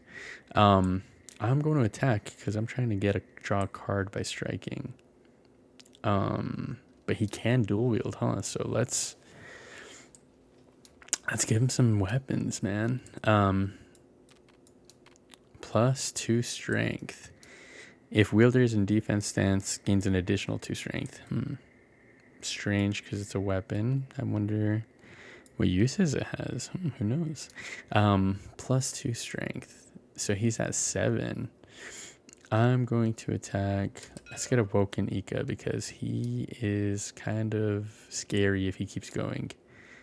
He has nothing from this side. Let's just assume he doesn't have anything in his hand either. What does he have here? He has a guard, yeah, so nothing. All right, 7 strength. He has 2 defense currently. So, yeah, he takes 5. 1, 2, 3, 4, 5. Sweet.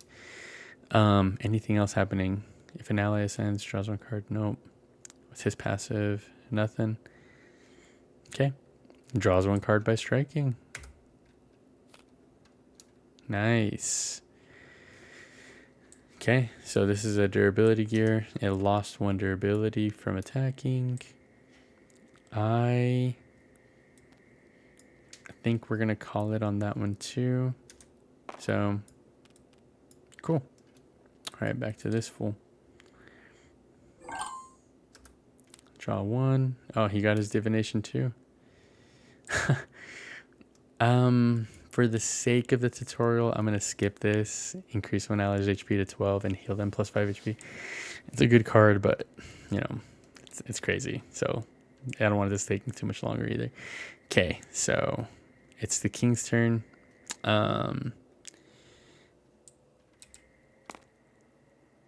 Disarm a target by dealing damage. He has 6 strength. I'm going to just attack Antonio. Let's just speed through it now because I'm tired. Wow, talking through this whole thing has made me pretty tired. 6. He has 1 defense currently, so he'll take 5. Cool. He's at 4 HP. After dealing 5+ damage this turn, disarms him. It doesn't matter. He already has that. Actually, he has an extra defense, so he gets 4, so that doesn't go off. Okay, that's all I got. So then it switches turns.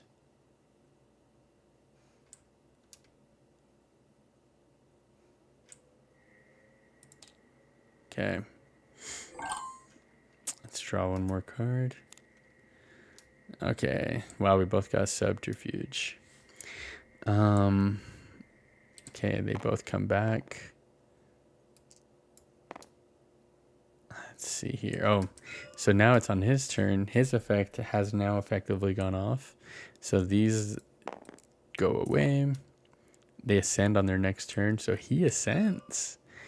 He goes and turns into Tiburon.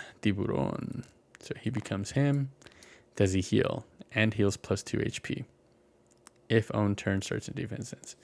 So that whole effect is tied to his ascension. So ascends to Tiburon and heals 2 HP if own turn starts in defense stance. Since he ascended, he does bypass that heal because he didn't start in defense stance. So he just gets a raw ascension. Unfortunately, that is just the wording on that because it says and heals if own turn. So it's a 2 parts to 1. David just says he ascends. So kind of gives him a little bit of niceness, kind of doesn't, but it's okay. But by forcing him to ascend early, he gets a little bit better defenses. He gains an additional strength. So at 5 strength, it's not too bad. I could have stacked more on Antonio, but it's kind of harder because his low defenses. So it's okay. What does he do? After striking while raging, causes target to take 1 damage per turn until they switch to defense stance or heal. Destroys own weapon to disarm 1 target. Oh, okay. And then rages this cycle against +2 raise. Okay, so I can make him rage and get even stronger. Disables enemies from activating, well, except target rapid fire effects. Oh, that's really good. He locks his target in. Let's...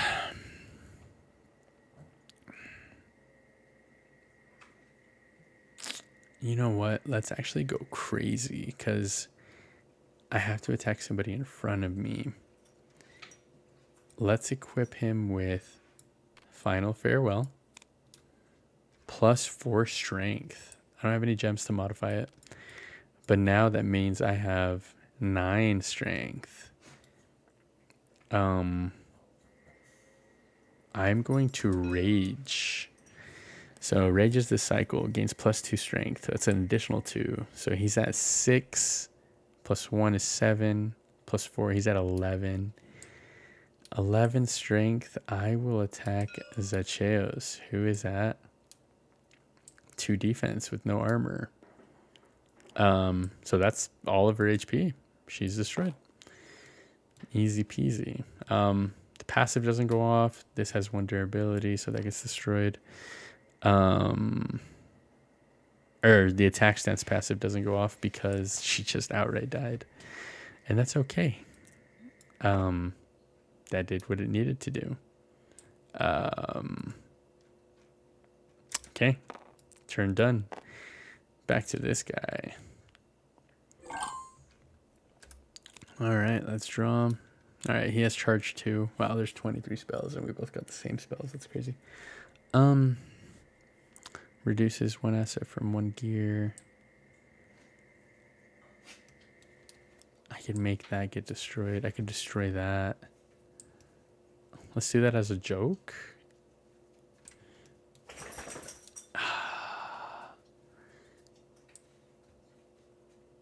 Maybe. What does he need to do? After 4 own strikes. Dang. He has to attack 4 times. That's crazy. It's okay. He's pretty beefy where he is right now. Ally has 5 HP or less. I mean, should we do it just for the hell of it? What time is it? It's 1:30 in the morning. Let's just see what happens. All right, summons Death Shadow because I can, because the ally summoning has 5 HP or less. Awesome.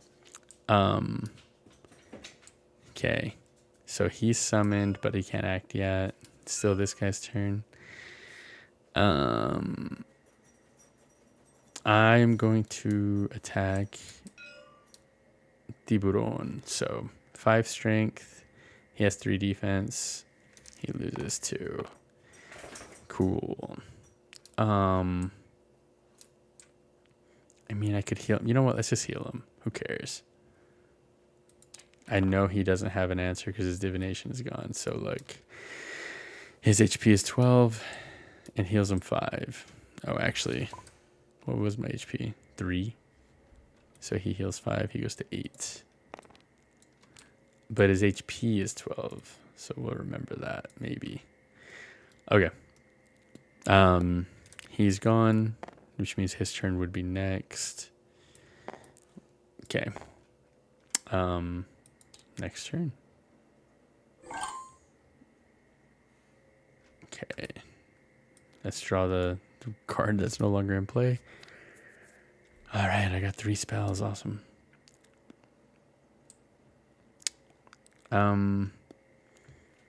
What are you doing, Dovey? Okay. 1 allies and they ascend. Okay, I'm gonna just make him target himself. So here, let's just do this. He gets his own 1 defense, 1 res because he's targeting himself to ascend on his next turn. He has +2 strength, so he's at 7. Let's just have him attack. So he's gonna attack. You know what? Let's kill Death Shadow. He has 3 HP, so 7 is definitely overkill. Don't let this guy get spirit. Yeah, that goes through. So he dies. Sick. So he doesn't really get anything else on his thing. Oh, and actually, I should have paid attention to his passive, but it says if an ally ascends, draws 1 card. So we do have an extra card, which is a spell.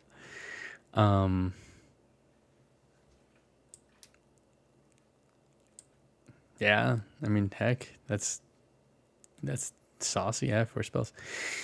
Okay, this gets destroyed because that was on 1 last durability. So now on this turn,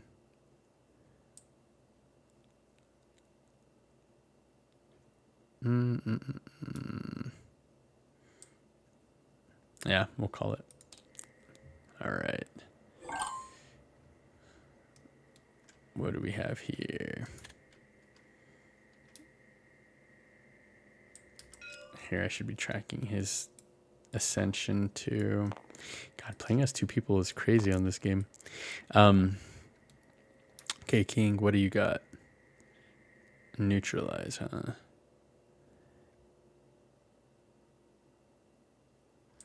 Okay. I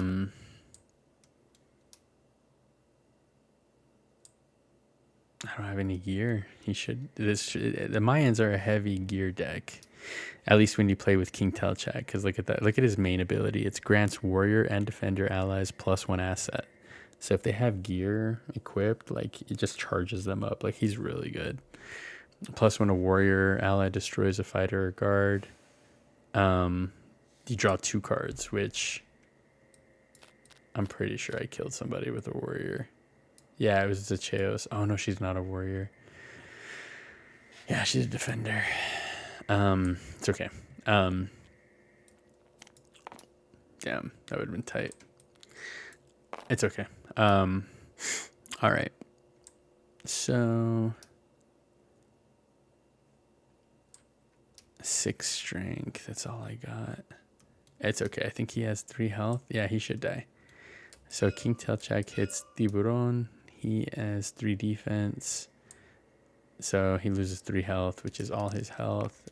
0. He dies. And then I get to draw 2 cards because this guy is a warrior.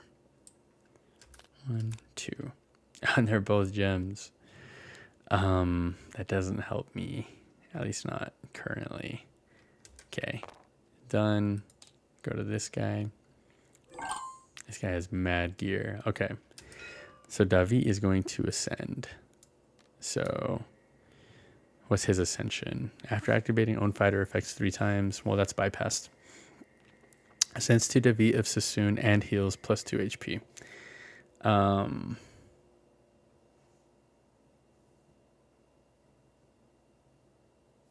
Yeah. That wording says the same thing as Tiburon, right? Because it's on the beginning. He didn't do the effect, so he doesn't heal. He just ascends because he bypassed it with Davi. So his initial ascension, yeah. So he just becomes him. So he goes here, and he had 8 HP. Cool. This guy's dope. So as long as I'm hitting people with reduced defenses, he draws crazy cards. Gains damage reduction. I am going to draw him apparently. I am going to target himself with his attack or his main ability. It says ascends 1 ally or heals 1 ally plus 1 HP. He'll go up to 9. Doesn't do anything with his passive. I don't have a way to reduce defenses. So let's just equip him with some gear and start popping off maybe, you know? 7 strength. I'm going to attack Awokanika. So he has 2 defense. He'll lose 5. 2, 3, 4, 5. This gets 1 energy because it's energy gear. That's all I got. Hella spells though. Okay, these guys reset. It's Ika's turn. Draw. Damn, who shuffled? I got nothing except his raw attack. So 5 strength. That's just attack.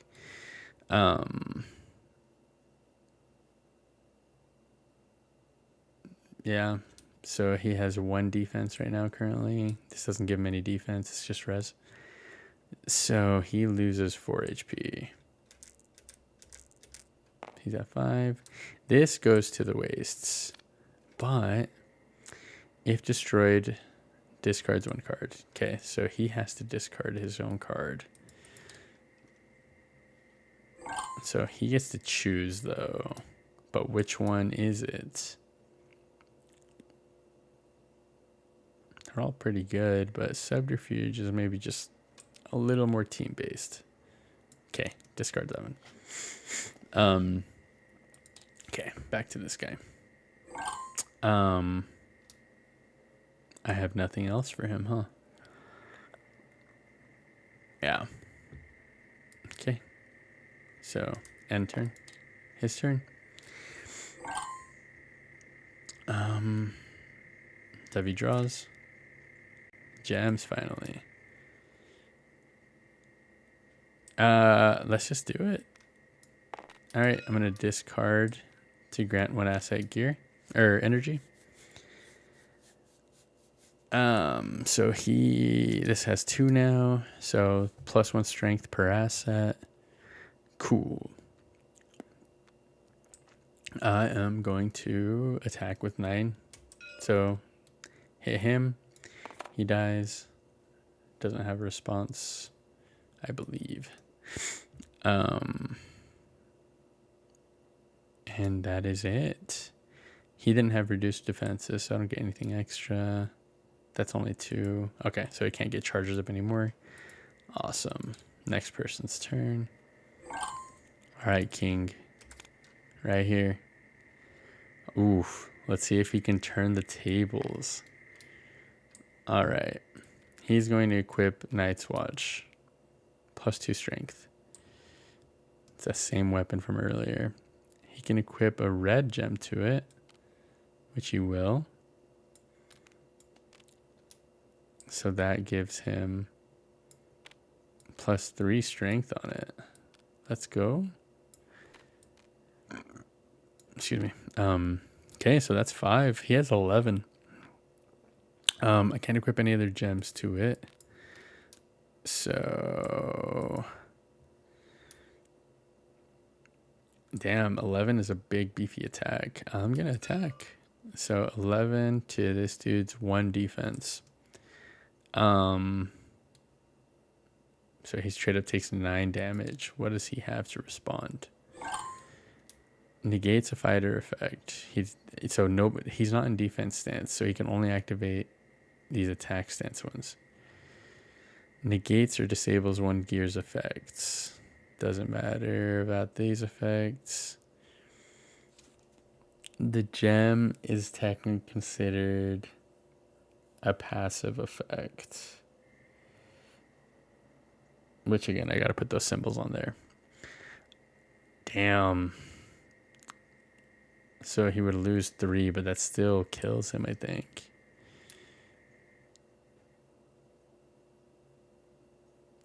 Damn, that's crazy. Yeah, he dies. Okay, so he gets destroyed with his armor. Cool. The Mayans win. All right, this dude didn't even get hurt though. That's crazy. So, all right, that was like how the game generally goes. It can be pretty crazy with combos and stuff, but you just saw what a general game of mine goes like. So again, you have all these different fighters that make different play styles, different things going on. God, I'm super excited now that it's done. So I just got to make sure everybody's updated. All the new symbols are on there, but God, that video took a lot longer than I thought. It's almost 2 hours long. So I'm still going to just upload it. I'll separate it into chapters. Just make sure you guys can look at it and break it apart from here. And again, the biggest part is just the battle either way. But I'll post more refined stuff, maybe even some gameplay with some other testers. Either way, thank you anybody who's watched this, and God, I'll catch you guys soon. I have basically everybody ready here for the first base set of cards. I mean, there's crazy modifiers and things like that. So like, trust me, this game is crazy. But yeah, I will catch you guys around. Please let me know if you have any questions, comments, concerns, you know, that the basic speech. But I do appreciate you guys watching, and have a good rest of your night. Bye-bye now.